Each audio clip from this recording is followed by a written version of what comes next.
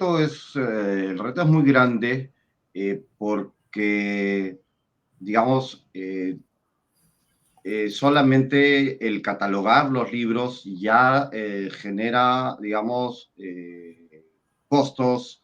El local tiene un costo, aunque en este caso la familia lo ha cedido porque era la casa de mi papá.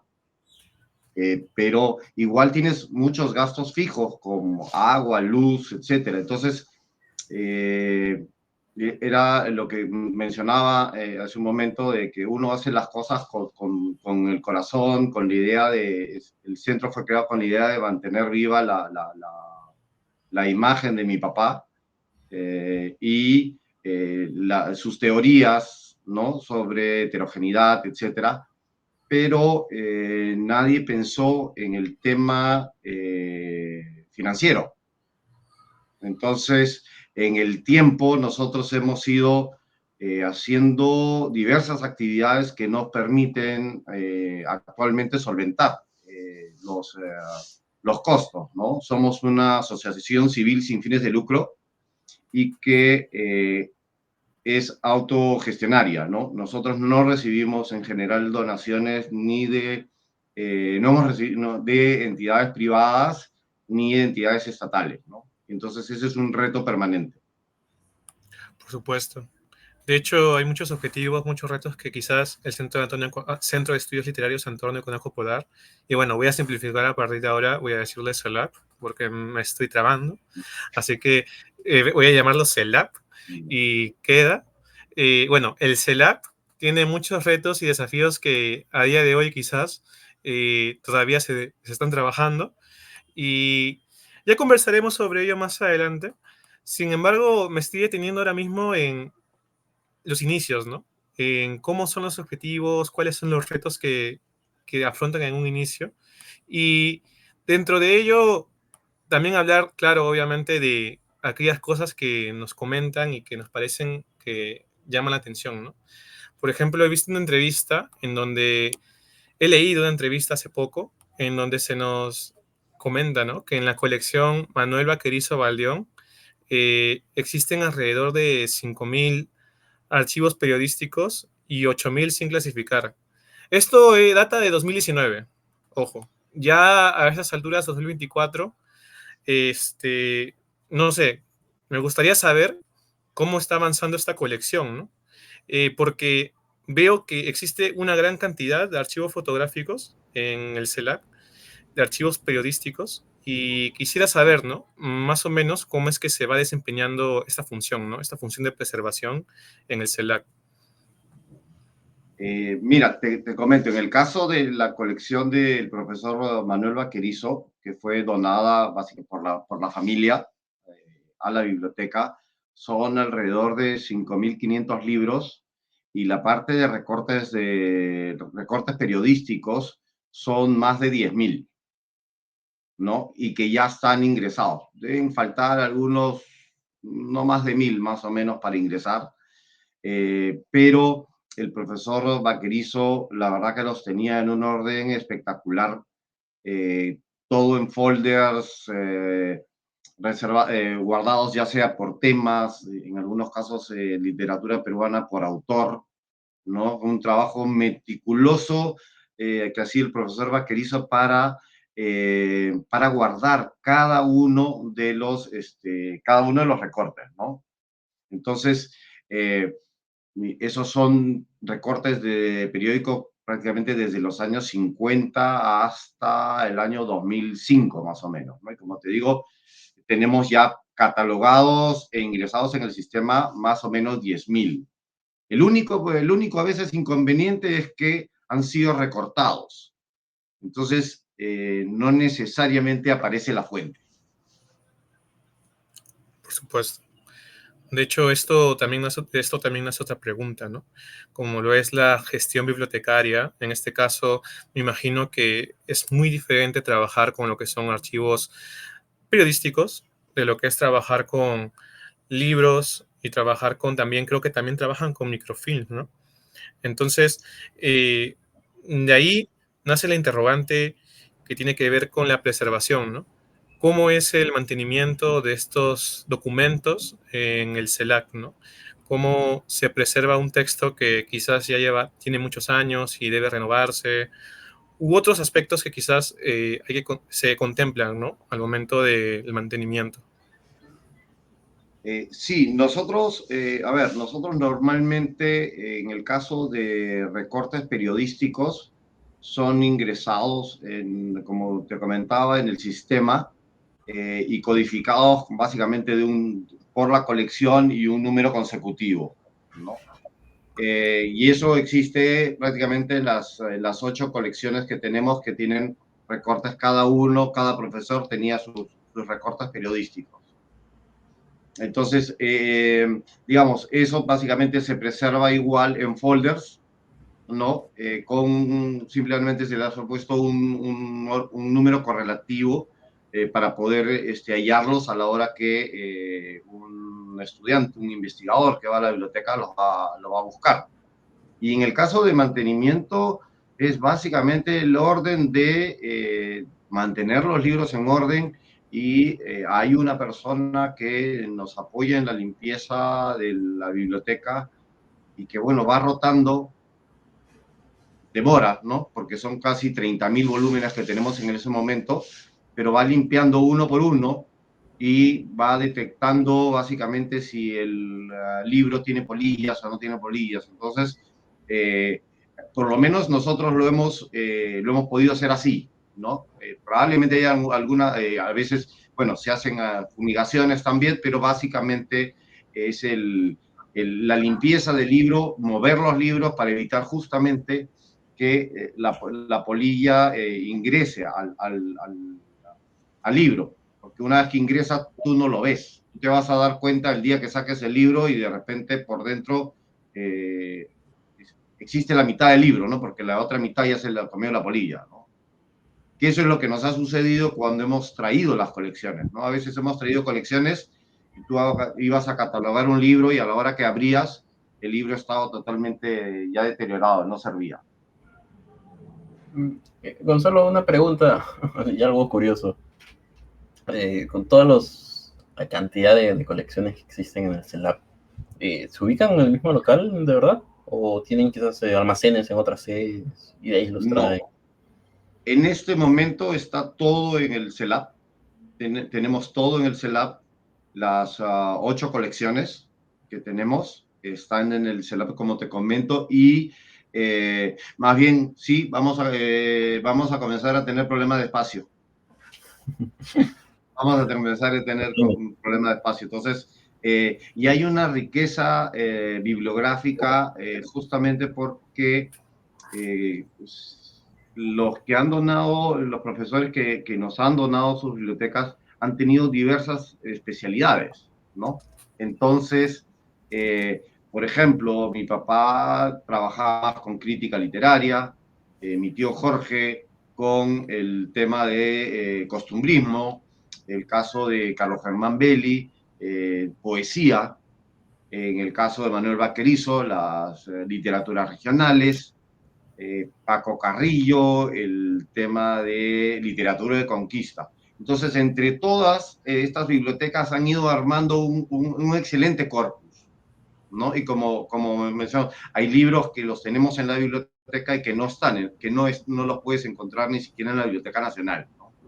Sí, quizás un ejemplo claro es el de Oscar Coelho, ¿no? Habíamos comentado anteriormente, antes de que el audio nos traicionara, que existía, que una anécdota muy reciente, que es la que tuvimos con la entrevista al doctor Oscar Coelho, y bueno, Carlos la puede contar mejor que yo, ¿no? Claro.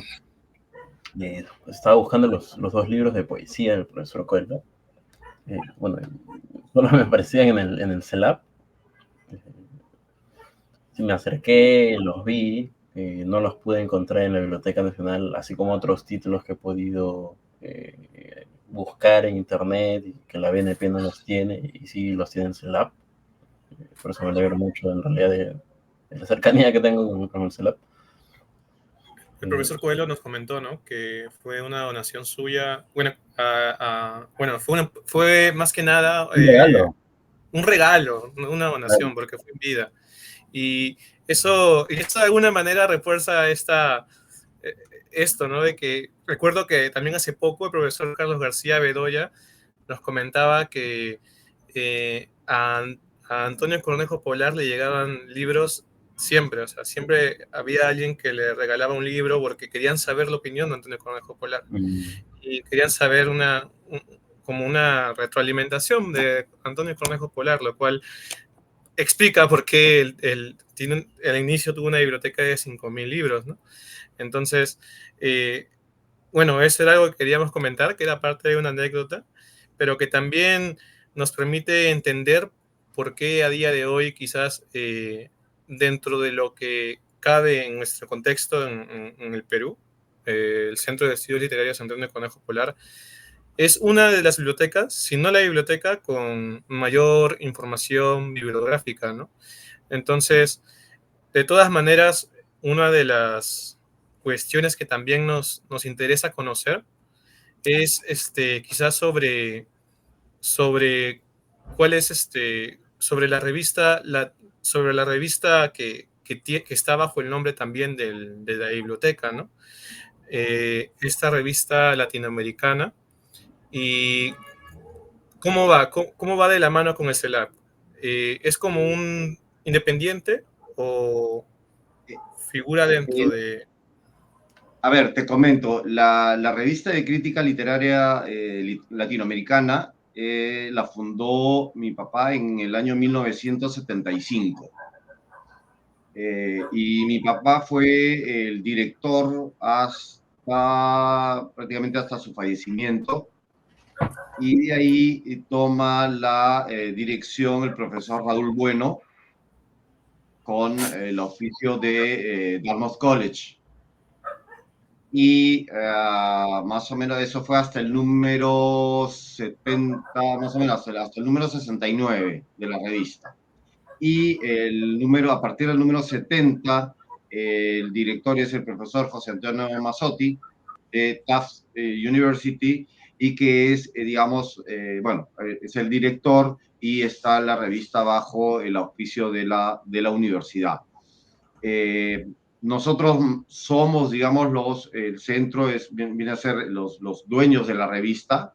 Sin embargo, todo el tema administrativo y el tema especialmente, digamos, académico de la revista se han encargado siempre los directores, ¿no? Nosotros, digamos, en ese sentido tiene carta libre el director, y nosotros simplemente distribuimos un poco la revista acá, ¿no? En Lima. En la actualidad, si se puede saber, en la actualidad, ¿quiénes conforman la junta directiva de lo que es el CELAP? Claro que sí. La junta directiva del CELAP está formada por, primero, el presidente, que es el doctor Carlos García Bedoya. Después está como vicepresidenta Cristina Soto de Cornejo, mi mamá, que está como vicepresidenta. Después está la doctora Andrea Cabel, que ella viene a ser tiene el cargo de secretaria. Después está quien habla, estoy yo, que veo la parte, digamos, aparte de la dirección ejecutiva, estoy como tesorero. Y como vocales tenemos a la doctora Rocío Ferreira, tenemos al profesor Camilo Fernández Cosman, ¿no? Y al profesor Richard Cachone Améndola, ¿no? Él es también fundador acá en el Perú del Instituto Bibliográfico del Perú. Por supuesto, porque como usted nos comentaba, bueno, tenemos entendido que han pasado grandes nombres por esa junta y todos son personas que de alguna manera le tienen un respeto a Antonio Cornejo, ¿no? Es parte del legado, por así decirlo. De hecho, es muy interesante, ¿no? Porque muchos de los profesores que nos han hablado del centro y que son parte de la Junta han sido, de hecho, alumnos de Antonio Cornejo Polar, ¿no? Entonces, eso de alguna manera explica por qué existe este respeto y esta gran cantidad de donaciones que, como usted comentaba, de profesores que incluso ya está llenando ya el local, ¿no? Del CELAC. Sí, han sido algunos alumnos, otros han sido también colegas, como la profesora Raquel Chan Rodríguez, ¿no? Bueno, también fue su alumno, pero es bueno, mi colega, el profesor Raúl Bueno, que ha sido presidente también en algún momento del centro, mi tío Jorge, como te comentaba, que fue, digamos, Claro. uno de los impulsores, porque en este caso la familia, ninguno tiene la rama literaria. Entonces, mi tío Jorge en realidad fue el impulsor durante los primeros 5 años, hasta que lamentablemente fallece, el impulsor de actividades, no solamente de la biblioteca, sino de mantener el CELAP activo, ¿no? Con una capacidad, mi tío Jorge, para armar congresos, conferencias, presentaciones. Era increíble, la verdad, increíble, un gestor cultural de primera. Hablando de ello, en la actualidad también se realizan este tipo de talleres, eventos, pero me quería detener específicamente en los talleres, porque me parece que cada año se realizan talleres de escritura, etcétera, ¿no? No sé si nos puede comentar algo. Congresos, coloquios. Sí, digamos, nosotros tenemos una de las maneras también de generar recursos es hacer talleres. Y como te comentaba, hay que ir viendo las maneras de ir generando recursos. Y están los congresos, los talleres. En el caso de talleres, normalmente tenemos talleres de narrativa o talleres de poesía, ¿no? Que son dictados, por ejemplo, acaba de terminar el jueves pasado un taller de poesía con la profesora Carmen Ollé, ¿no? Pero también hacemos congresos o apoyamos, digamos, ¿no? Como institución apoyamos este año, bueno, ahorita, la próxima semana comienza el Congreso de Escritores de Literatura Fantástica, ¿no? Que dirige... El CONELIF. Ajá, que es el que está organizando el profesor Elton Honores, ¿no? Y ya tenemos, por ejemplo, en el tema de congresos, si no me equivoco, es el número 15 ya de los congresos de literatura fantástica que se hicieron a cargo de el profesor igual, Elton Honores y Gonzalo Portals, ¿no? Que lamentablemente ya no nos acompaña, él falleció. Y yo, digamos, ¿no? Que yo veía igual la parte administrativa y el apoyo del Centro Antonio Cornejo Polar. Al igual que este Congreso de Literatura Fantástica, hemos apoyado, digamos, diferentes iniciativas digamos, de alumnos o de profesores, como es los congresos ahora de literatura y enfermedad. Este año vendría a ser su quinto congreso, o los congresos sobre Manuel Escorza. Entonces, se puede decir que parte de la subvención parte, mejor dicho, del presupuesto se adquiere en base a los talleres.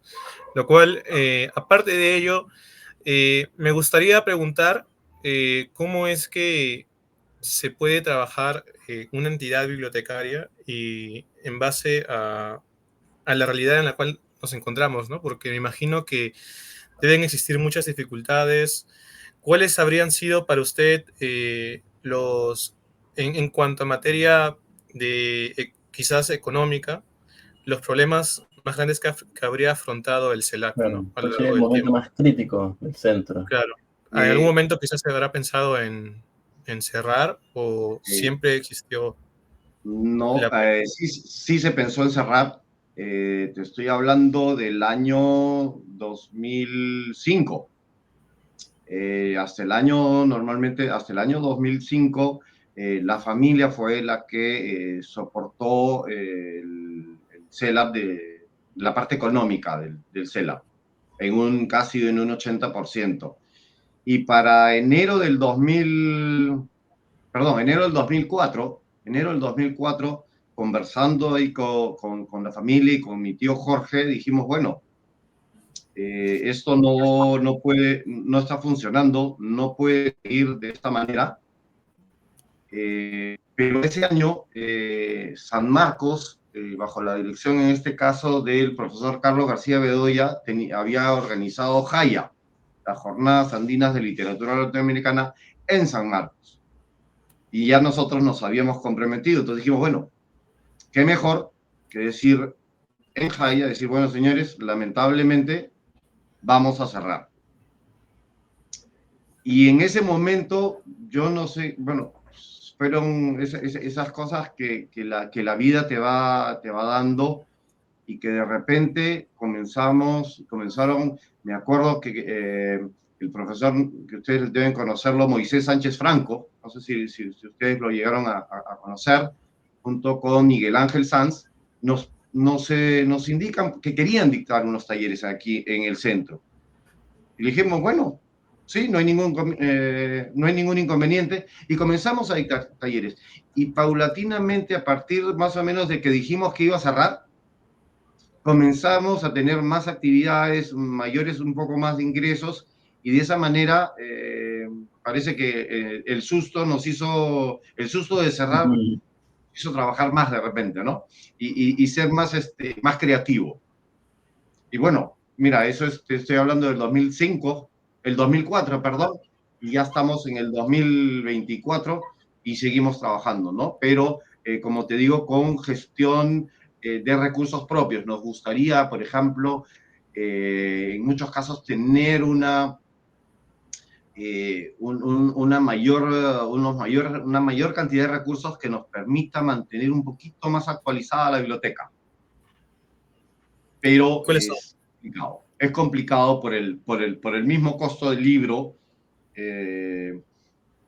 pero se han ido, digamos, hay profesores, hay alumnos también que van donando, digamos, cuando sale una publicación, la llevan al centro y nosotros, pues, obviamente les agradecemos. Qué genial. Con ello podemos mantener, digamos, al día la biblioteca de una manera, digamos, no de todo lo que podrías tener, pero sí, nos ayuda muchísimo esas donaciones que vamos recibiendo, ¿no? En el día a día. ¿Y cómo les fue en la pandemia? Eh, ¿Pasaron por el Bueno, mismo momento? la pandemia fue complicada. Felizmente, digamos, dentro de la parte administrativa del consejo directivo, siempre hemos sido bastante austeros en nuestros gastos. Entonces, la pandemia hubo que cerrar, ¿no es cierto? Prácticamente cerramos desde marzo hasta julio,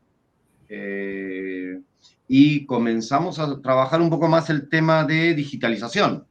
Entonces, bueno, lamentablemente el bibliotecario que trabajaba en ese momento con nosotros ya no pudo seguir, ya por cuestiones eminentemente económicas, porque no había una generación de recursos. El señor Fernando Lobos, que era el bibliotecario, al que siempre le agradecemos mucho, porque la verdad tenía un conocimiento de la biblioteca espectacular. No necesitaba, como yo, ir al catálogo. Él ya sabía qué libro estaba, venía alguien, le decía, quiero investigar sobre él, tal cosa, iba al estante y sacaba lo que ya sabía dónde estaba, ¿no? Entonces, a él siempre hay que reconocer su actividad. Y a partir de junio, todavía nosotros no se podía atender. Las bibliotecas eran prácticamente lo último que se abrió, pero comenzamos a trabajar digitalizaciones. Y eso también ayudó mucho a los estudiantes, porque como ustedes tenían, o los estudiantes tenían, o profesores, clases virtuales. pero no tenías acceso a materiales. Entonces nosotros comenzamos a básicamente a ir sin atención al público cerrado, pero a digitalizar alguna información que requerían los alumnos, ¿no? ¿Qué tan rentable, qué tan avanzado o qué tan viable a día de hoy ha sido la digitalización? Es decir, ¿se están haciendo todavía esfuerzos para digitalizar más textos o todavía están en stand-by? Está en stand-by en este momento. Estamos recién comenzando un plan piloto de préstamo digital de libros, Claro, o básicamente de libros, ¿no? Que es básicamente que el usuario de la biblioteca, eh, ya sea que viva en Lima, porque a veces no sé, el tiempo de ir hasta la biblioteca a veces es muy largo para muchos estudiantes, son 2 horas, 3 horas, dependiendo de dónde vivan, y entonces estamos generando una manera de algunos libros que requieran digitalizarlos recién en ese momento, y ese libro que se les va a prestar es solamente para lectura. No van a poder descargarlo, no van a poder imprimirlo, no por temas de derechos de autor, pero van a poder leerlo y lo van a tener a disposición por 7 días. Y en 7 días simplemente el libro, el link que ellos van a tener para acceder al libro desaparece automáticamente, ¿no? Entonces estamos justamente tratando de implementar el tema digital, eh, pero ahí también siempre tenemos mucho cuidado por el tema de derechos de autor. claro. Es algo que Porque no es también que... ocurre en la CASLIT, me parece. Hace muchos años tuve la oportunidad de conversar con la profesora, bueno, con la directora Milagros Saldarriaga, en su momento era la directora, y me comentaba lo mismo, ¿no? Una situación parecida. Los derechos de autor muchas veces dificultan bastante esta digitalización que muchas bibliotecas desearían tener, ¿no? Pero aparte de ello también nace la duda, ¿no?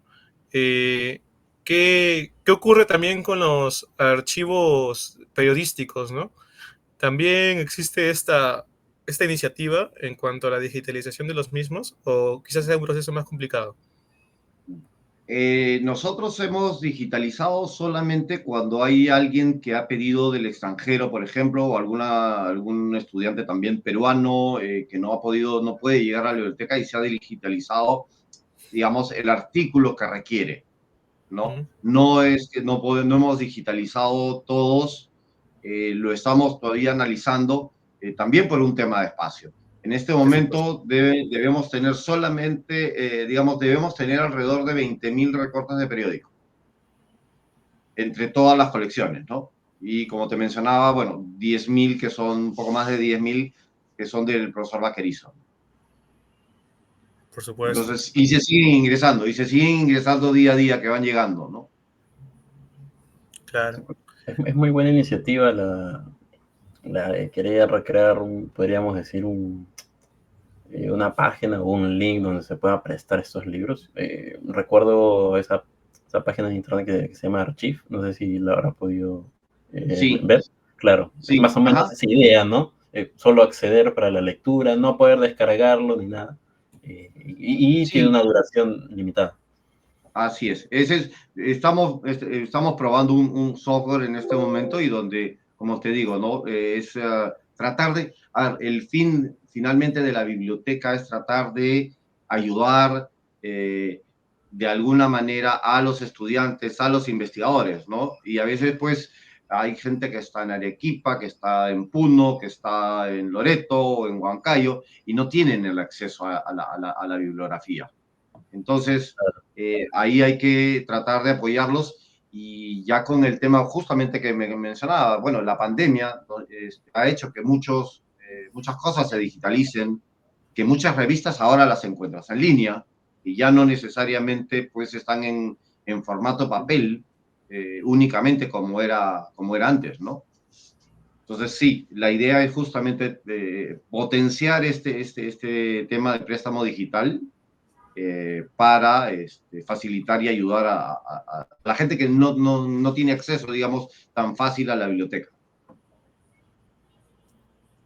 exactamente. Y también teníamos la duda, ¿no? Eh, ¿Cuáles son quería hablar un poco también sobre el fondo editorial, ¿no?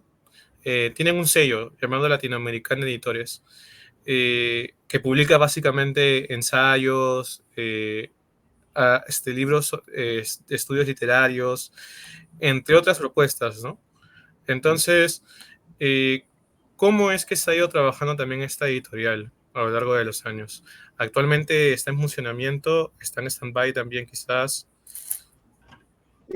Ya, mira, en el caso de Latinoamericana Editores, como empresa, Latinoamericana Editores ya no funciona, hace ya varios años.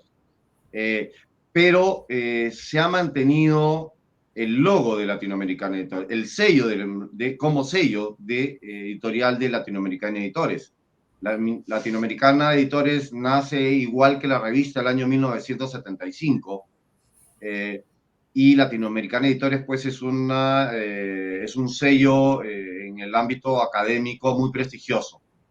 Entonces, lo que nosotros hicimos es no cerrar, digamos, administrativamente lo que es Latinoamericana Editores, pero mantener el sello. Y ese sello siempre está en paralelo, ¿no? Con las publicaciones del Centro Antonio Cornejo Polar. Normalmente vas a ver los dos sellos siempre juntos, ¿no? Básicamente, porque Latinoamericana Editores pues ya tiene tiene una fama, es reconocida Latinoamericana Editores, y básicamente en un tema en ensayos, ¿no? Nosotros no publicamos poesía, no publicamos narrativa, ¿no? Por más que en algún momento yo quise entrar en ese rubro, pero me dijeron que no, ¿no? Que nuestro rubro es la parte de ensayos.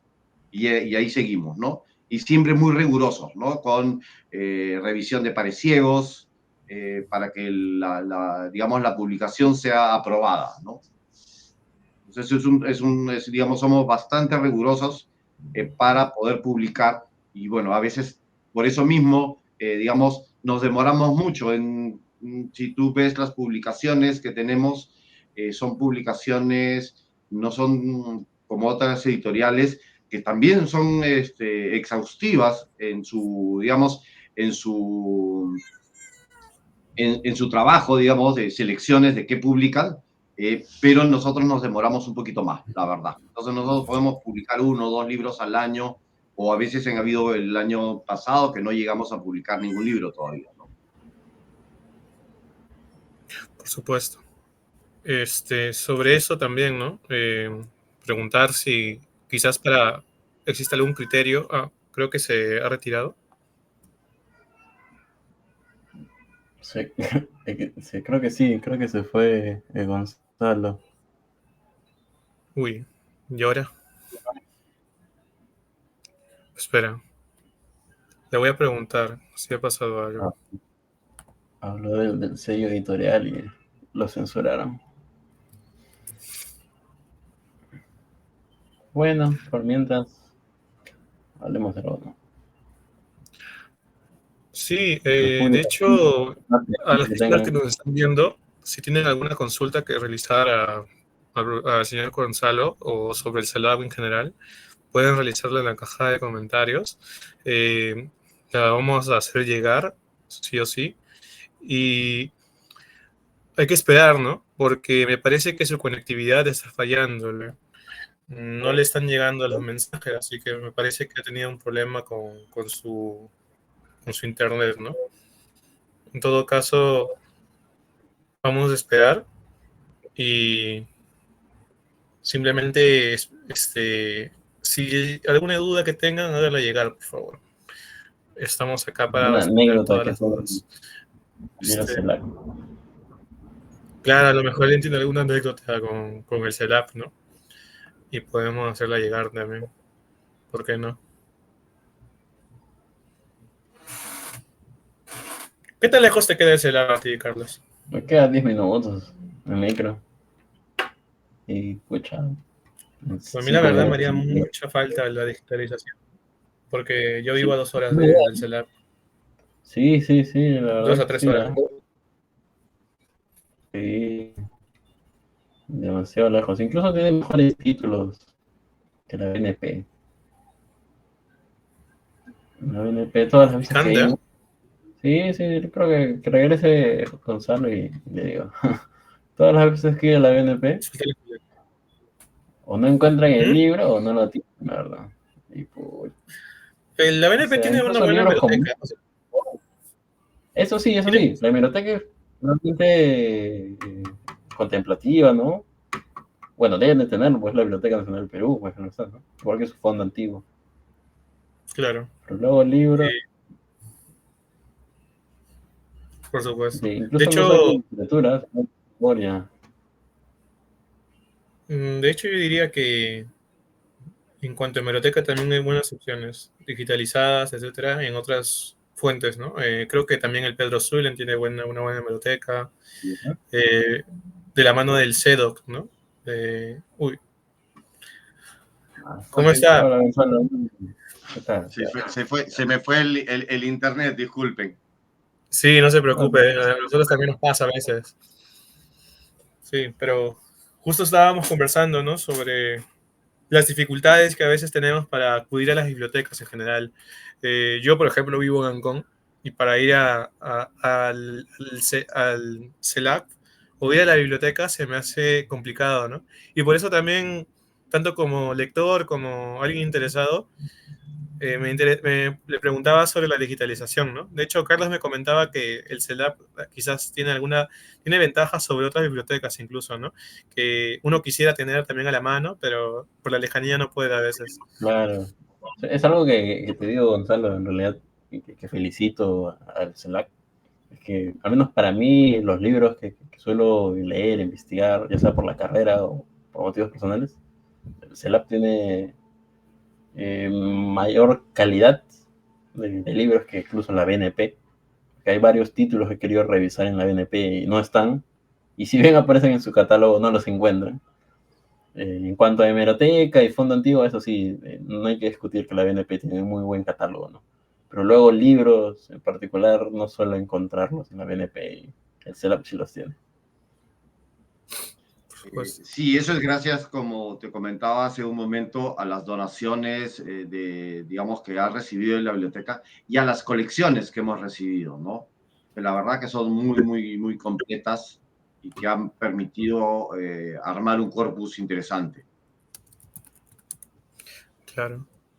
De hecho, otra duda, ¿no? Que tenemos, y quizás también sea un reto para el CELAC a día de hoy, y también en base a la experiencia que hemos tenido con toda la época virtual y tal, sean las redes sociales, ¿no? ¿Cómo es que el CELAC trabaja en ese aspecto? Quizás usted considera que es algo importante para la sostenibilidad del CELAC, o quizás crea que es algo que todavía no le considera tan importante. A ver, las redes sociales son en la actualidad importantísimas, ¿no? El CELAP en este momento tiene básicamente Facebook, tiene Instagram, tiene Twitter y gracias a nosotros recibimos normalmente practicantes de la Universidad Nacional Federico Villarreal, eh, ¿no? De noveno y de 10º ciclo, ¿no? Que tienen que cumplir con esos requisitos para terminar su carrera. Y el año pasado hubo 2 alumnas que me decían, pero tus redes sociales, no tienes TikTok. Yo decía, ¿para qué quiero TikTok? O sea, yo con la justa juego con Facebook y vas a poner TikTok. Y las chicas no, me hicieron ver realmente Sí, el tema. Abrimos un TikTok, hicieron algunos videos de cómo llegar a la biblioteca, cómo hacer búsquedas.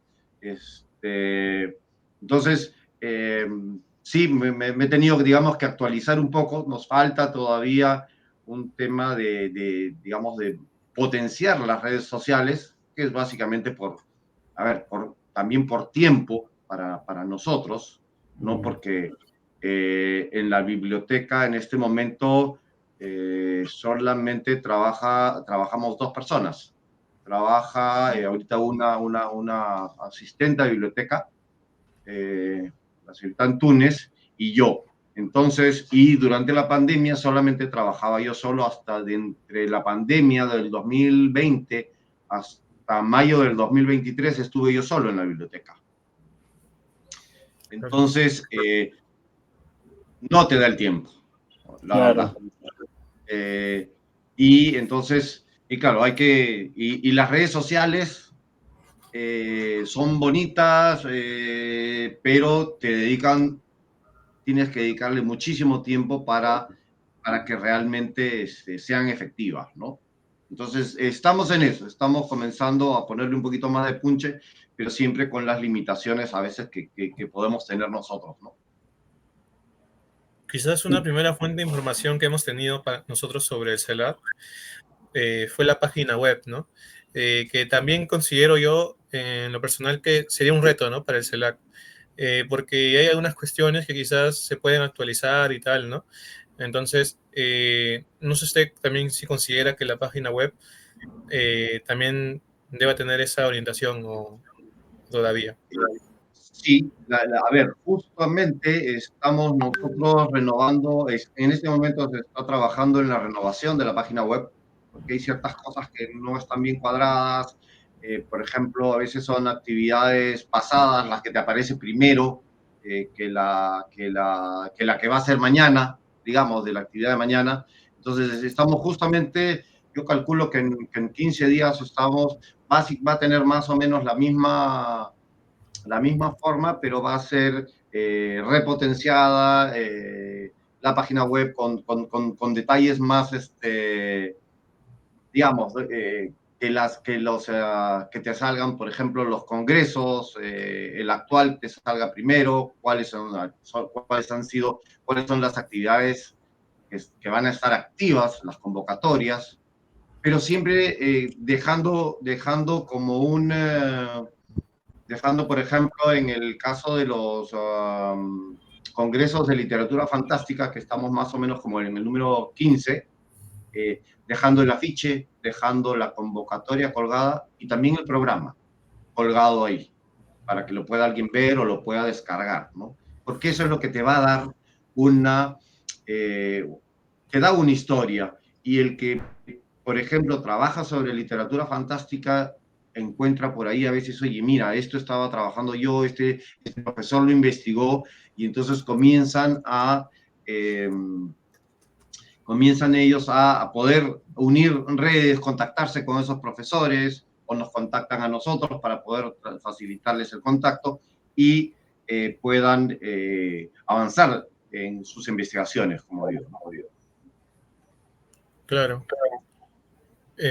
Bueno, yo por eso lo comentaba, ¿no? Por la importancia que considero que tiene las redes sociales y una creación de una página web. Y en realidad sería interesante, ¿no? Y estamos a la expectativa de ver esta modernización, por así decirlo, de la página web. Entonces, en ese sentido, quizás también una duda, ¿no? Que nos nace, una pregunta que tenemos sobre el CELAP y sobre la biblioteca en general es, ¿qué tan rentable es tener una biblioteca en el Perú? No es rentable, de frente, no es rentable. Porque primero, a ver, nosotros, para que tú puedas acceder, en este caso, al Centro Antonio Cornejo Polar, si tú vas a hacer el uso por el día, haces un pago de 5 soles. Y vas y estás, digamos, puedes estar en la biblioteca desde las 10 de la mañana hasta las 5 de la tarde, recoges toda la información que requieres, pero en el caso de un estudiante que quiere el carnet por un año, hace un pago de 30 soles. Entonces, si tú sacas un poquito de números, haces los números, no te va a cuadrar.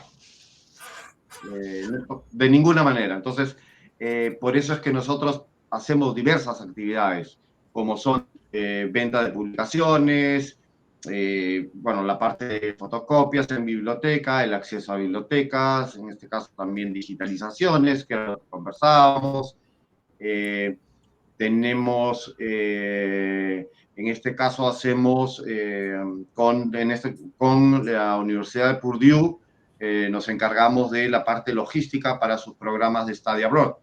Entonces vamos viendo diversas actividades que nos van generando recursos, ¿no? Pero si tú quisieras trabajarlo solamente como biblioteca, es muy difícil, ¿no? Es muy difícil. ¿Y no han pensado, Gonzalo, bueno, y no estoy tan enterado también de esta dimensión, solicitar una subvención económica del Estado, de universidades, quizás un vínculo, como suelen suceder en otros países, ¿no? Que de manera constante se recibe cierto dinero? No hemos tenido la suerte hasta el momento de tener un financiamiento ya sea del Estado, salvo, digamos, para algunos proyectos muy específicos, como el que ustedes han obtenido, digamos, en estímulos económicos, ¿no?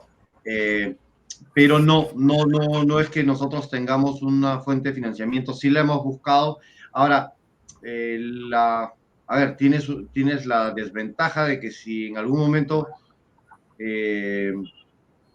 tienes un tipo de financiamiento de repente de alguna institución muy formal, a veces te puede cerrar los parámetros, no tienes tanta Claro. libertad de actuar, ¿no es cierto?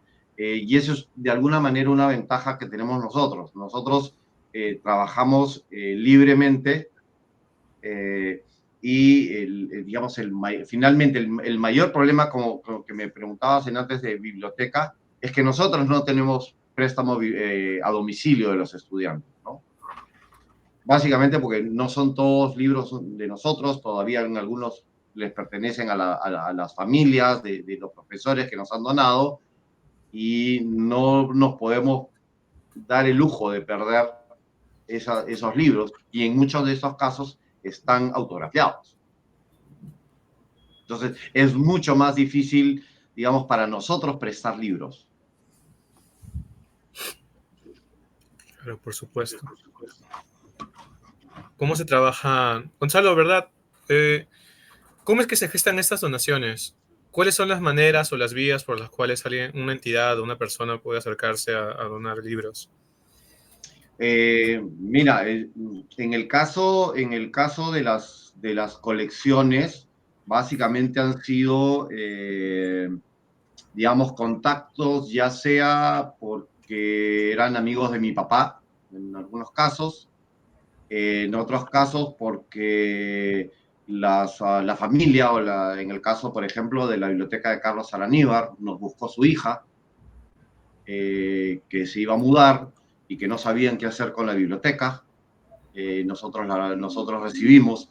Y es algo que, digamos, si tú lo ves, da mucha tristeza cuando te vas enterando que hay bibliotecas espectaculares de profesores y que investigadores que digamos, han hecho todo un trabajo durante toda su vida de conservar pues todos estos libros, pero lamentablemente ya la familia no tiene cómo mantenerla. No tiene qué hacer. Ya no tienen ni siquiera espacio. Entonces, en muchos de estos casos, la pena es que terminan, bueno, si terminan, digamos, en Amazonas, en Quilca, bien, digamos, ¿no es cierto? Porque van a seguir circulando. Pero en muchos de estos casos no terminan ahí, sino se terminan botando a la basura, al peso, para después reciclarlos, etcétera, ¿no? Entonces, nosotros lo que hacemos es justamente, hay estudiantes que vienen, oye, Gonzalo, mira, he publicado mi libro, van a la biblioteca, nos dejan el libro, y nosotros, una manera que estamos haciendo en este momento de agradecimiento por las donaciones, lo agradecemos la donación en las mismas redes, ¿no? Como diciendo, mira, Carlos, tú has donado tu libro a la biblioteca y tu libro titulado, ¿no? El título del libro y te agradecemos la donación. Entonces, ya no solamente es que está en el catálogo de nosotros, sino que también de alguna manera en las redes estamos difundiendo la existencia de tu libro, digamos, ¿no? y esperamos que también de esa manera la gente que esté interesada en el tema pueda también de repente, ¿por qué no?, adquirir el libro.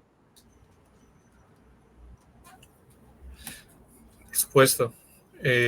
Espero que acá tenemos algunas editoriales que seguramente en algún momento creo que les gustaría algún libro, ¿no? Dejar en el CELAC porque realmente es, bueno, yo creo que para toda editorial debe ser como de alguna manera un orgullo decir que tienen un libro en la biblioteca, ¿no? Antonio Cornejo Polar. Tiene un prestigio Autores, ganado. para los ¿Dime? autores. Sí, pues. Pero bueno, Tiene un prestigio ganado y eso es indudable. Justo hablando sobre el prestigio, ¿no?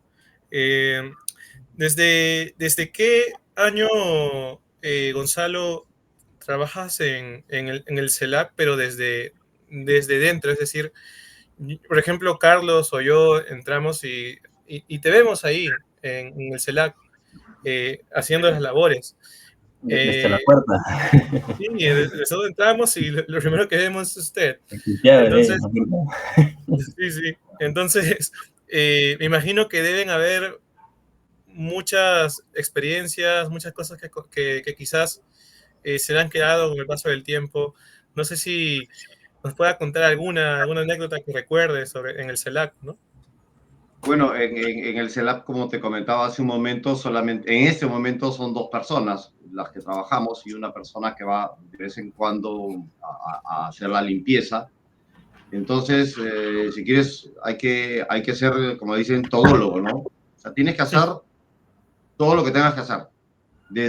Haces desde procesar libros, abrir la puerta, eh, qué sé yo, hay una fuga de agua, tratar de arreglar la fuga de agua, se malogra una ventana, tratar de arreglar en ese momento, se va el internet como se me fue ahora, digamos, y claro, ahora todos los catálogos están en internet, todo está en internet, entonces si te falla el internet no tienes cómo acceder, entonces vas aprendiendo de todo, ¿no? Desde tener que a veces limpiar, barrer, lo que haya que hacer.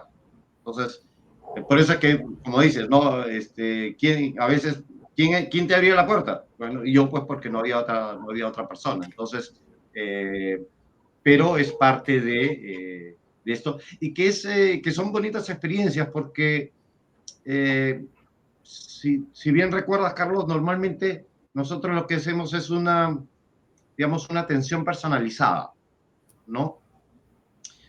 No es que alguien que no es una persona que te entregue el libro y se va, ¿no? Sino, hola Carlos, ¿cómo estás? Después de tiempo, acá están los libros que necesitas, cualquier cosa me avisas. Entonces, yo creo que también eso es la más bonita experiencia, anécdota, es el tener ese trabajo personalizado con cada uno de los investigadores, de los estudiantes que van, ¿no? Ya sea inclusive en algunos casos estudiantes de colegio, ¿no? Hay, digamos, algunos estudiantes de colegio que van con su papá, Es genial. ¿no? Las acompañan y digo, bueno, sí, por supuesto, pase, usted quiere leer un libro, pase usted hay un señor que iba hace un par de días y que mientras que su hija estaba investigando, porque tenía que trabajar, su papá estaba trabajando virtualmente también ahí. Entonces, a veces esas facilidades no las encuentras en otro sitio, ¿no? Por eso te digo que el trato es muy personalizado, muy amical, digamos, no hay tanto formalismo, digamos, que a mí no me gusta, digamos. Soy la verdad que poco formal también. En ese ámbito me gusta ser mucho más amical, ¿no? Hogareño, ¿no? Porque en realidad el CELAC es prácticamente una casa, ¿no? Sí. Sí, Claro. sí, tratamos de mantener eso, ¿no? Ese cariño que mi papá tenía con los investigadores y con sus alumnos, ¿no? Parte del legado de mi papá es ese. Mi papá llegaba y sus alumnos iban a charlar con él en el escritorio, conversaban con él y les prestaba los libros que necesitaban. Entonces, y eso se lo, se lo van a acordar mucho todos los que fueron sus alumnos, que siempre los recibí en la casa, conversaban de literatura. Cuando yo no tenía la menor idea de que iba a terminar siendo ni administrador ni gestión, digamos, vamos a llamar, voy a ponerle por ponerle un nombre, gestor cultural, ¿no? Yo digo, yo más que gestor cultural, soy administrador, administro, digamos, la biblioteca, ¿no? Más que un gestor cultural. Entonces, eh,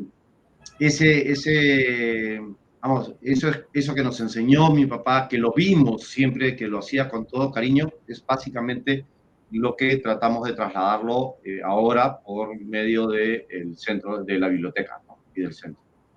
Trayendo a acotación lo que mencionas, Gonzalo, en la entrevista que le hicimos al profesor García Bedoya, nos comenta que bueno, el primer acercamiento que tiene hacia el mundo académico, hacia la crítica literaria, es por el profesor Cornejo Polar.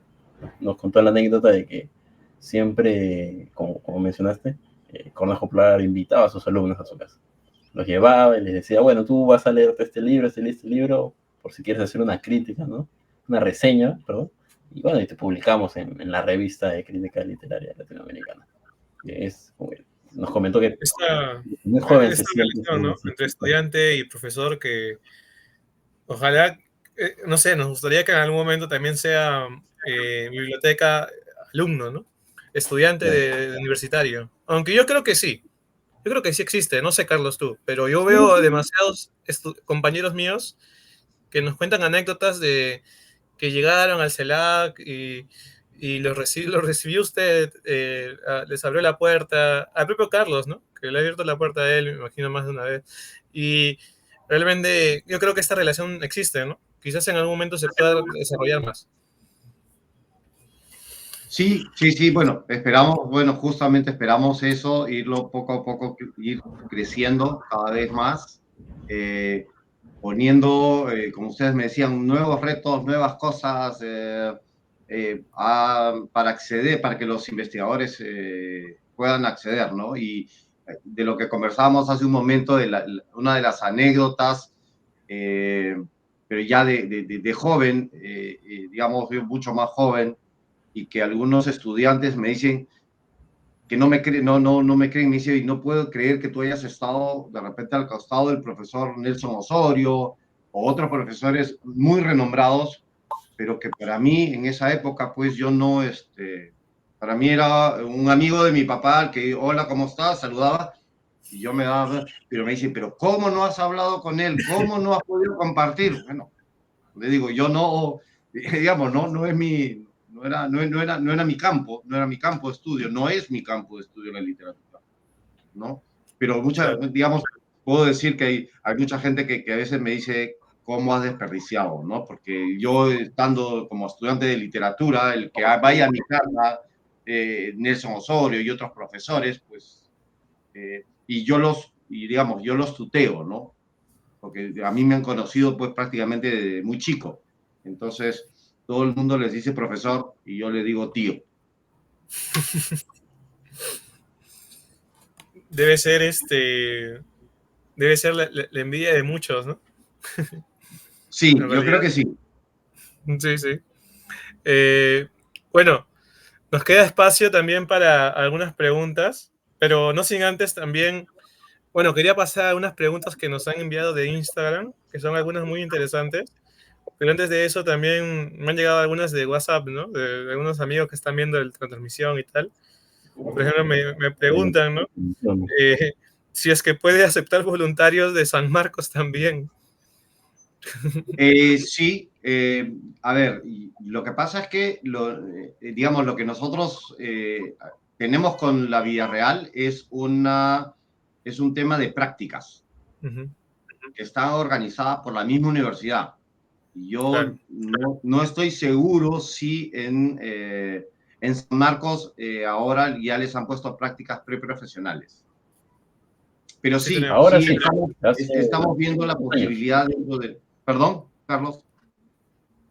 Sí, ahora sí, digo, bueno, desde el 2022, me parece, o en concreto 2023, ya existe ese curso Ya, en entonces, literatura. va a ser, sí, es muy sencillo. En realidad es básicamente ponernos de acuerdo con la universidad, con el profesor del curso, cuáles son los requisitos que ellos les piden y con gusto podemos apoyar nosotros eh, para que puedan hacer sus prácticas y de esa manera también nos apoyan a nosotros. O sea, digamos, es un apoyo mutuo, porque así como nosotros les damos las facilidades para hacer las prácticas, ellos nos ayudan a nosotros muchísimo, digamos, en el tema bibliotecario, pues ingresar justamente toda esa información que ustedes requieren.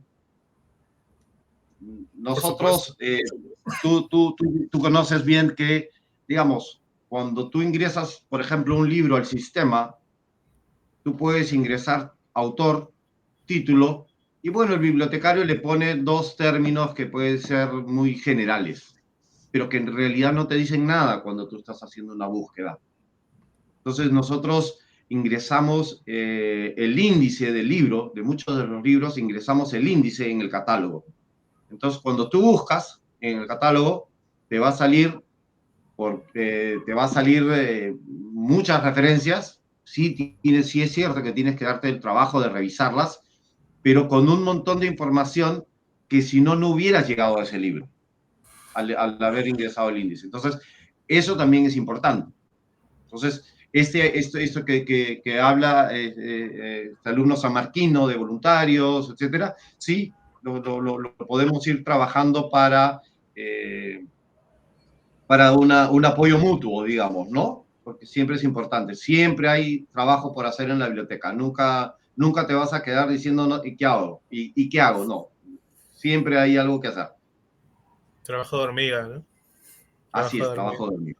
trabajo de mí. También me preguntan si es que, o sea, una amiga, ¿no? Que tiene su proyecto, me dijo que si, bueno, hace recitales, ¿no? De poesía y estos recitales los convierte en libros, ¿no? Entonces, los pasa a libros. Entonces me pregunta si puede quizás dejar alguno de esos ejemplares en la biblioteca. Por supuesto, bienvenidos, bienvenidos, porque justamente son esas riquezas que llegan a las bibliotecas y que en algún momento, digamos, justamente desaparecen, ¿no? Y ya no encuentran, inclusive autores que tienen los primeros libros que publicaron y de repente dicen, uy, y ahora ni siquiera yo tengo un ejemplar de ese libro. Entonces, sí es bueno que, bueno, se lo vamos a recibir con mucho gusto, se lo agradecemos a todas las personas que puedan donar libros a la biblioteca, pero teniendo en cuenta que justamente se va a preservar y en algún momento para una investigación sobre el tema poético, para hacer antologías poéticas, ahí estará ese libro para poder sacar referencias, ¿no? Claro. Hubo un profesor que hizo una investigación sobre Julio Ramón Ribeiro. Estaba haciendo una bibliografía y después de haber estado en varias universidades, en la Biblioteca Nacional, le dieron referencia a que viniera a la biblioteca. Y comenzó a encontrar, y dice, pero ¿y esto? ¿Cómo lo tienes tú? No, pero esto también lo tiene la universidad. Ah, le digo, pero es que ellos no han ingresado, por ejemplo, artículo por artículo del libro o de la revista. Nosotros, si en la revista hay un poema, ese poema está ingresado en la base de datos. Entonces comenzó a encontrar un montón de información con la que pudo recopilar después para hacer la bibliografía, que después la publicó. Entonces siempre es importante tratar de poner todas esas informaciones. Por supuesto. Bueno, Gladys, ya sabes, tu proyecto está más que recibido. Sé que no querías que diga tu nombre, pero ya lo dije. Y bueno, pasemos a las preguntas de Instagram, ¿no? Que hay, me parece que 4. que abordan diferentes temas y los acabo de leer y me parecen muy interesantes, ¿no? La primera es, la primera dice, ¿no? ¿Por qué no prestan libros? Creo que ya la respondió. No sé si quiere expandir su idea. Básicamente por el riesgo de pérdida del libro. Digamos, yo lo comparo, digamos, con una universidad. Tú eres estudiante de la universidad y si pierdes el libro, no te entregan las notas, ¿no es cierto? Digamos, Ujú. funciona más o menos así. En el caso de nosotros, en muchos casos son libros únicos que no se encuentran y por lo tanto el prestarlos no es que no lo vayan a devolver, pero ¿qué pasa si le roban, por ejemplo, la mochila a esta investigadora, a este estudiante? Se perdió. ¿Y cómo haces para recuperar ese libro? Es muy complicado. Entonces, básicamente por eso, ¿no? Porque no tendríamos un control, ¿no? Si bien tenemos el sistema y el control de préstamos, se te perdió y me vas a decir, hoy se me perdió y simplemente ya no regreso a la biblioteca porque ya se me perdió el libro. Entonces, no podríamos controlar ese tema. Por eso es que no se presta. Por supuesto. Y lo que Otra. queremos es justamente perdón, estamos tratando de ver este préstamo digital que te comentaba, Mm, ¿no? Esto ujú. va a poder facilitar en este caso eh, de este préstamo que si bien no va a ser físico, pero por lo menos vas a poder tener acceso al libro de manera digital. Excelente. La otra duda que tienen, esta es otra pregunta que dice así, ¿no? ¿Qué libros considera los más raros o valiosos entre todas sus colecciones? Bueno, la verdad es complicado decirlo porque no, digamos, tienes muchas primeras ediciones, tienes muchas revistas de poesía, tienes, eh, digamos, libros autografiados, ¿no? Por, eh, por renombrados intelectuales, ¿no? Entonces, tienes mucha, digamos, tienes mucha carnecita, se podría decir, en muchos libros. Tienes de repente poemario o algún poema escrito a mano por algún autor, y entonces es difícil decir qué es lo más valioso de la biblioteca, y cada colección, como te digo, como te comentaba, tiene su riqueza, ¿no? Cada colección tiene su riqueza, ¿no? Desde los apuntes que hicieron los profesores en sus libros. Tú vas a buscar el libro, lo vas a leer y de repente vas a encontrar que ya sea está subrayado, con anotaciones al costado, otros profesores que ponían sus anotaciones al inicio del libro, ¿no? Todos son, y esa es una riqueza mucho más, digamos, más que una primera edición o, o que esté autografiado, esa riqueza de qué pensaba el profesor, por ejemplo, Paco Carrillo, sobre este libro, qué observaciones le hizo a ese libro, y ya comienzas pues tú a pensar, ¿y por qué? Entonces, en el tema de investigación, tiene una riqueza especial, ¿no? Sí, sí están para préstamo interno esos ejemplares. Todos los libros se prestan en la biblioteca. Todo lo que esté en el catálogo, que son entre más de 30.000 volúmenes, se prestan en la biblioteca para lectura. No hay restricción. Inclusive los que están un poco dañados también se prestan y se les pide nada más que tengan un poco más de cuidado, ¿no? En la lectura. Pero todo lo que esté en el catálogo normalmente se presta para lectura en sala. Perfecto. La otra pregunta que nos ha llegado es un poco pregunta de anécdota, ¿no? ¿Alguna vez alguien ha robado libros? ¿Se ha perdido algún libro, quizás?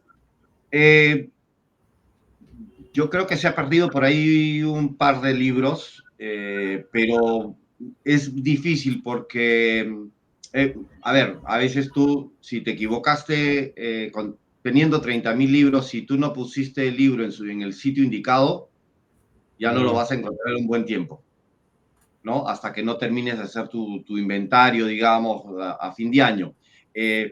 Pero es difícil que se pierdan los libros porque normalmente yo entrego 5 libros y entonces me tienes que devolver 5 libros antes que te vayas.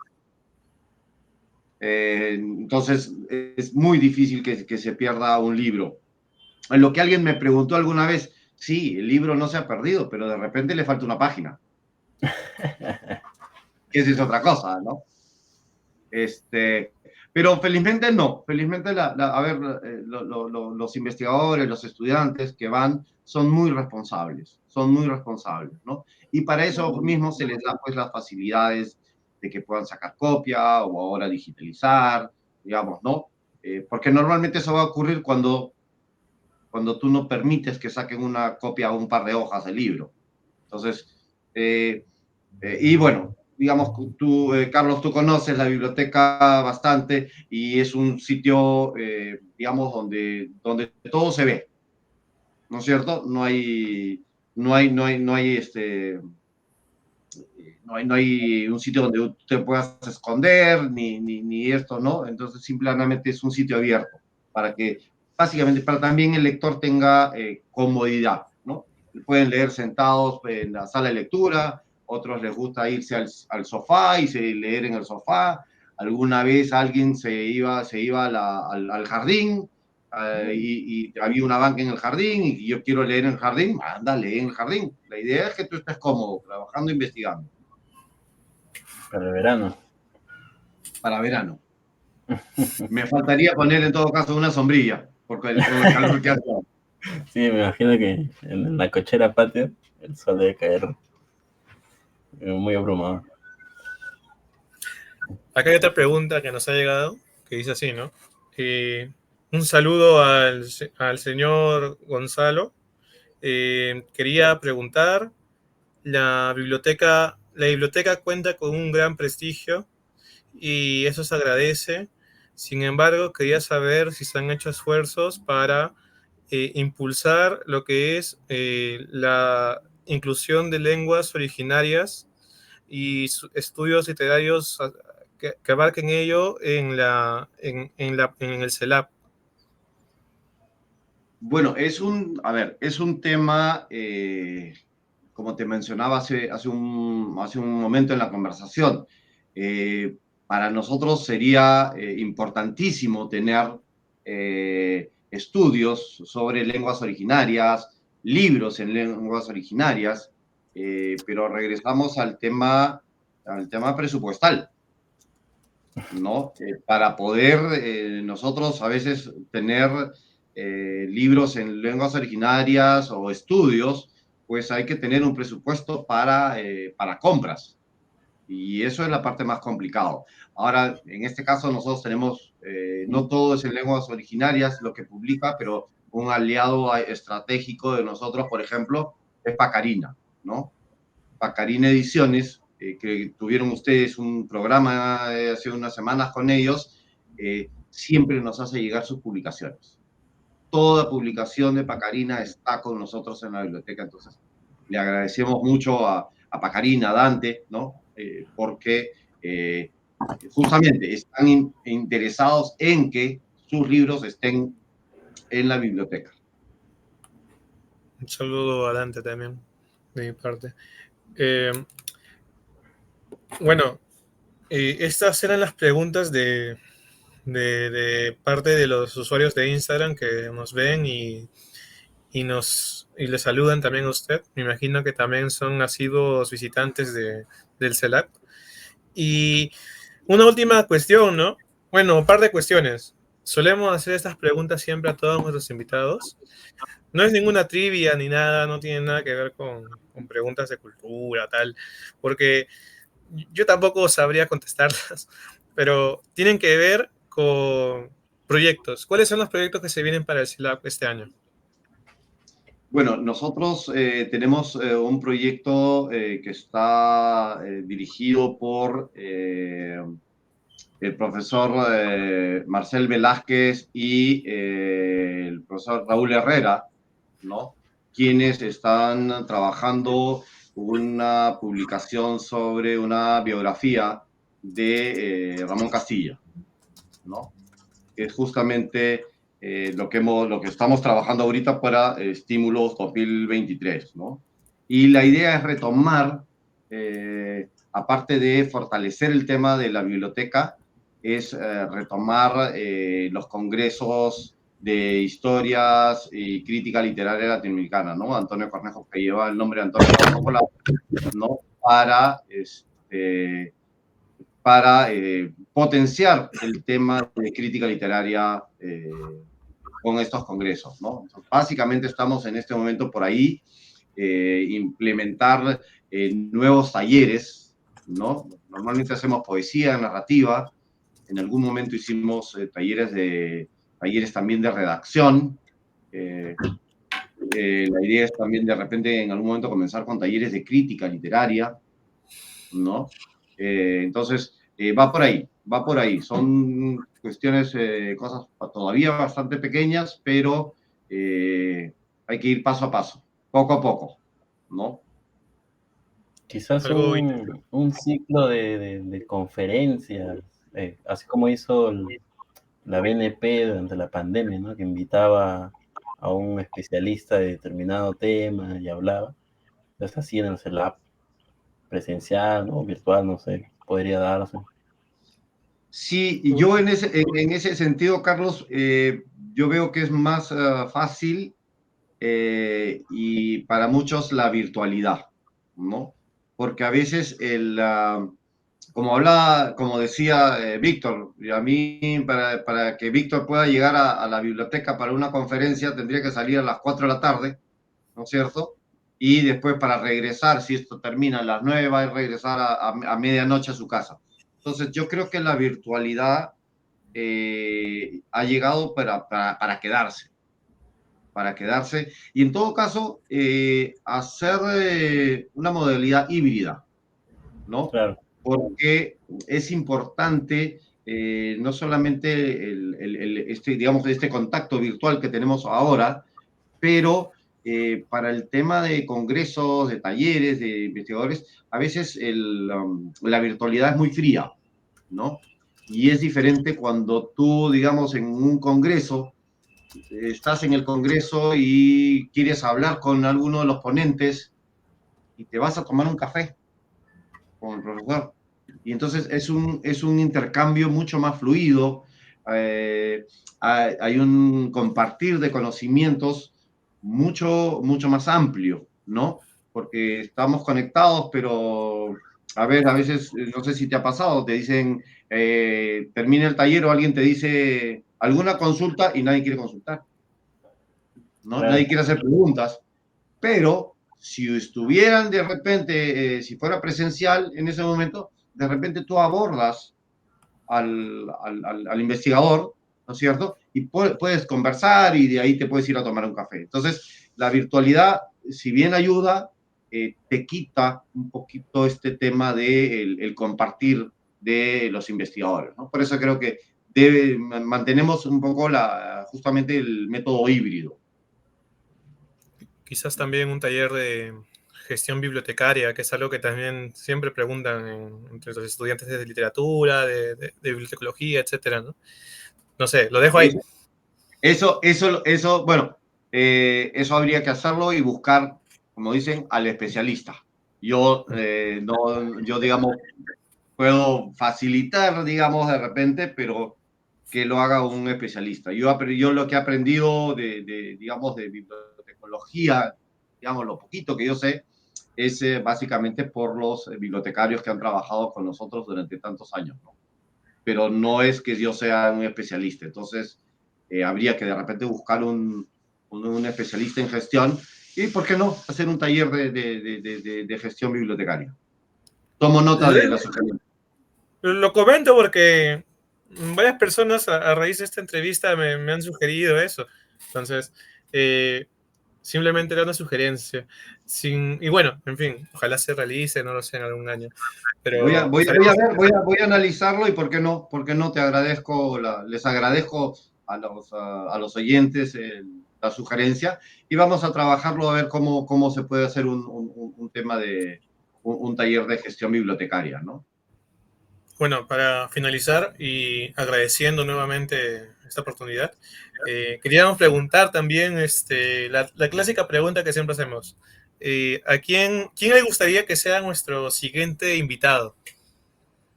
Uy, ahí viene, bueno, podría ser, podrías conversar con con el profesor Mazzotti, de repente podrías hablar, podrías hacer de repente un programa muy interesante con la profesora Mabel Moraña, por ejemplo, ¿no? Depende por qué lado en este momento puedas ir, pero yo creo que serían dos posibilidades bastante interesantes, ¿no? Con una visión, digamos, actual de lo que es la crítica literaria, ¿no? Yo creo que en este podrían ser dos interesantes entrevistas, ¿no? Muchas gracias por la sugerencia, Gonzalo. No sé, Carlos, ¿quieres comentar algo antes de cerrar y de agradecer al profesor, bueno, al señor por la entrevista del día de hoy?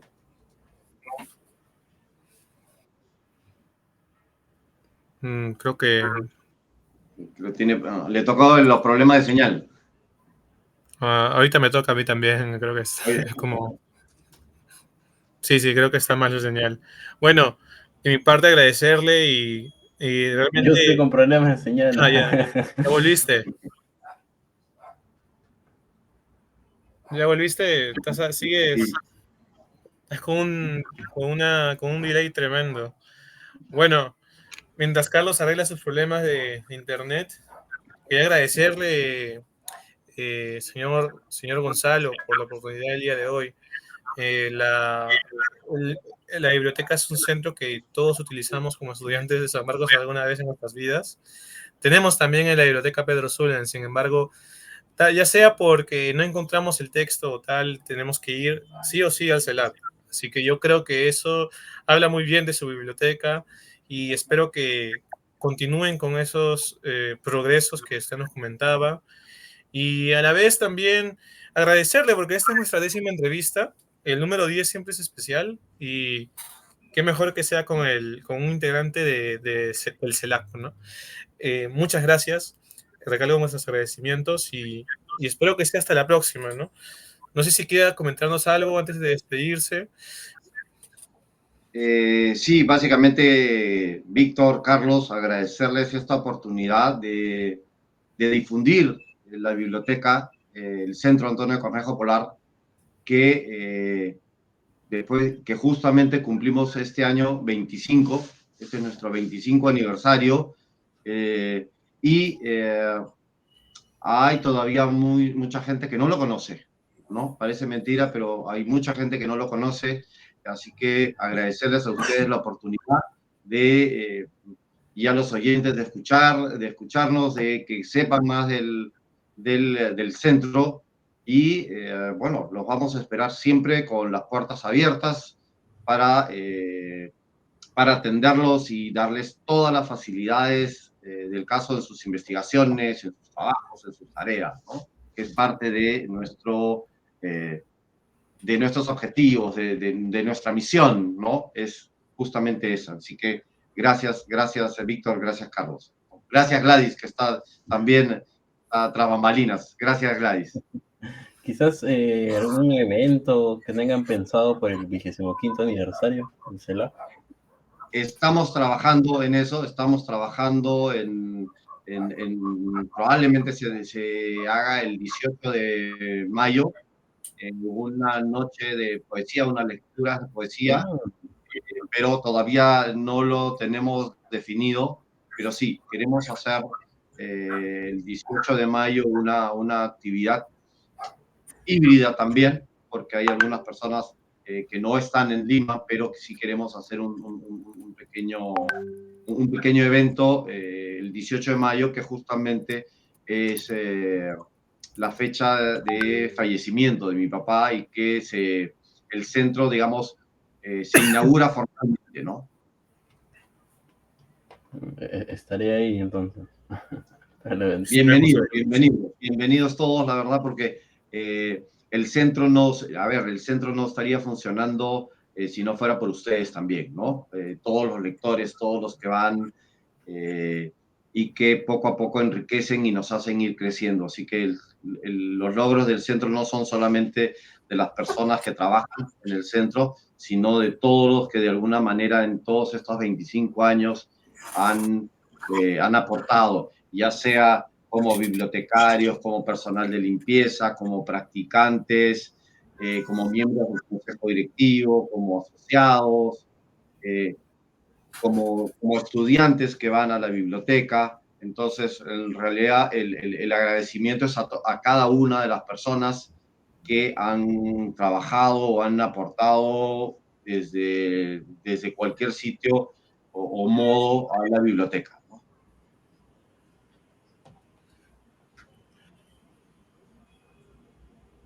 Por supuesto. También nos acaba de llegar una pregunta, ¿no? ¿Qué número de la revista de crítica literaria se publicará? No sé Ya, si... acaba de salir y que lo tenemos ya ya está impreso, es el número 98 de la revista, es el que acaba de salir. Uy, Y bueno, a fin de año debería salir el número 100. Este año debe salir el número 99 y el número 100 de la revista, ¿no? Gracias en este caso pues a todo el esfuerzo que han hecho los directores, como mencionaba, de Raúl Bueno en su momento y en la actualidad el profesor Mazzotti, ¿no? ¿será algo para el número 100? Se vienen muchas cosas.